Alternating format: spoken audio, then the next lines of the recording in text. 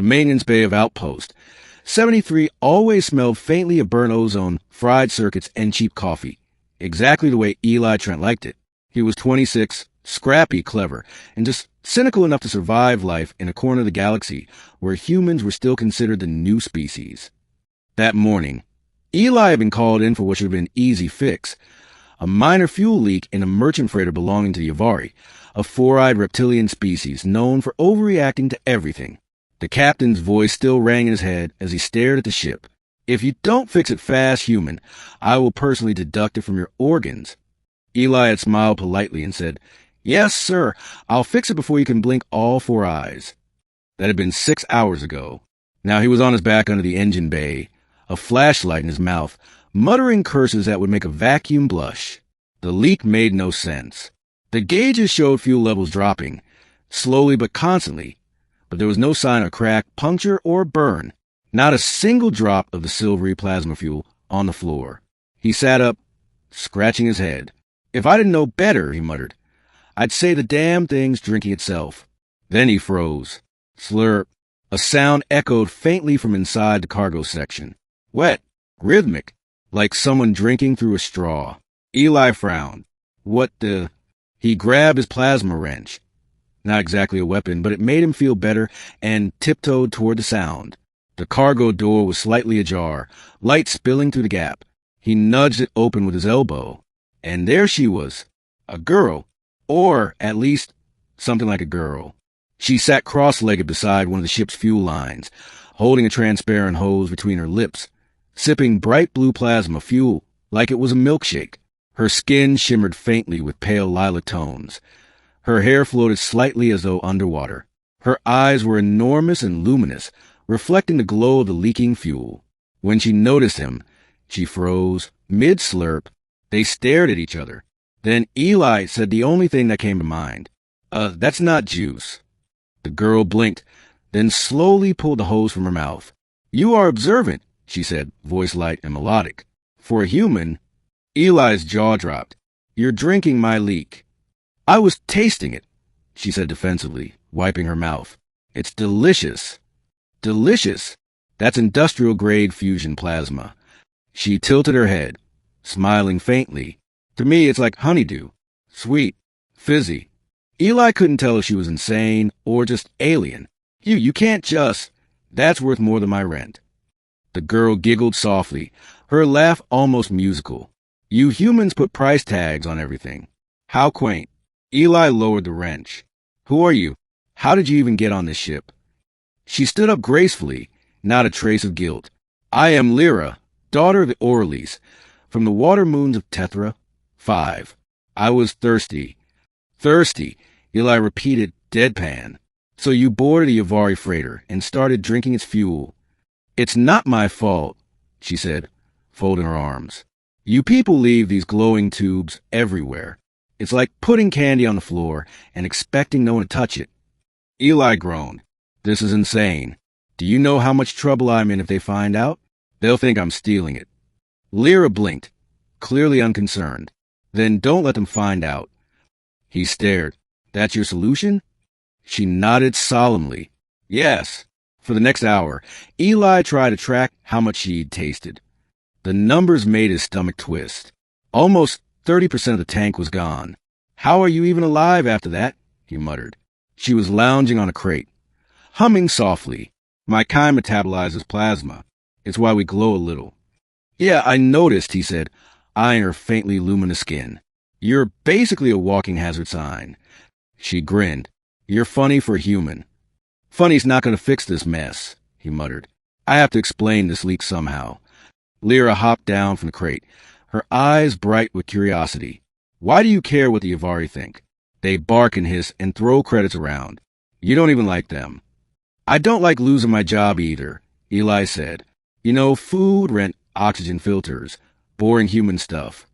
She tilted her head, studying him. You're simple. He blinked. Excuse me. Not in a bad way, she said quickly. Just honest.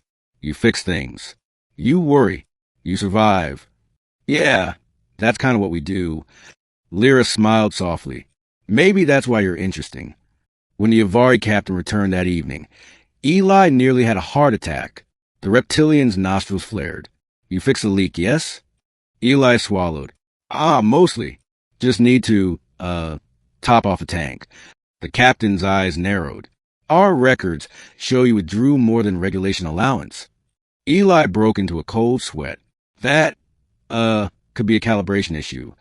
Lyra peeked from behind a cargo crate, invisible to the captain, but clearly enjoying the show. Her shoulders shook with suppressed laughter. The captain snorted. Calibration issue? You think I am fool? No, sir. Of course not. Then a faint gurgle echoed from behind the crate. The captain froze. What was that? Eli's heart stopped. Probably the coolant line expanding. Happens when the pressure equalizes. The gurgle came again, louder this time, followed by a hiccup. Lyra was hiccuping plasma bubbles. They floated up, glowing softly like soap bubbles full of starlight. The captain turned purple with fury. What is that? Thinking fast, Eli grabbed a nearby wrench and smacked the pipe. There. Pressure fix. The bubbles popped instantly. The captain blinked, then grunted. Maybe. You humans and your primitive tools. Works every time, Eli said weakly. The captain stared a moment longer, then finally stormed off muttering about human incompetence. Eli waited until the door sealed shut. Then he turned on Lyra. You almost got me vaporized. Lyra burst into laughter, collapsing against a crate. Your face. You look like a dying moonfish. Eli groaned. This isn't funny. Oh, it's a little funny, she said between giggles. You're adorable when you panic. He opened his mouth to argue, then stopped. The light in her eyes, mischievous, alive, made his anger soften against his will. Your trouble, you know that? He said. I prefer interesting, she replied with a grin. Over the next few days, Lyra didn't leave. She claimed she needed to digest her fuel meal, and that being near Eli's workspace made her feel less lonely. At first, he tried to chase her away, but eventually he stopped trying. She was curious about everything. The humming of the tools, the scent of coffee, even the way humans swore when they hit their thumb. She asked endless questions. Why do humans build ships they can't fix easily? Why do you laugh when you're scared? Why do you pretend not to care when you actually do?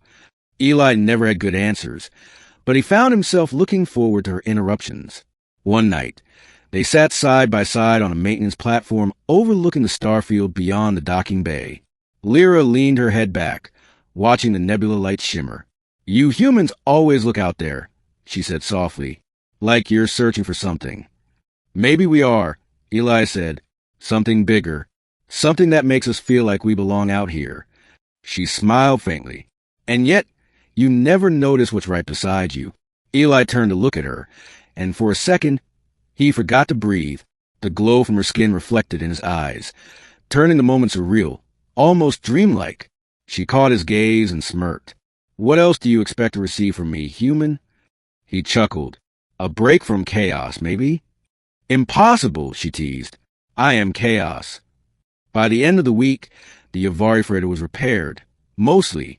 Eli had found creative ways to hide the missing fuel by rerouting calibration logs and accidentally inflating the coolant records. When the captain finally approved the ship for departure, Eli felt relief and an unexpected pang of sadness. Lyra stood nearby, hands clasped, looking oddly quiet. So, he said, guess this is goodbye. She nodded. For now. You're not going back to Zerath-IV?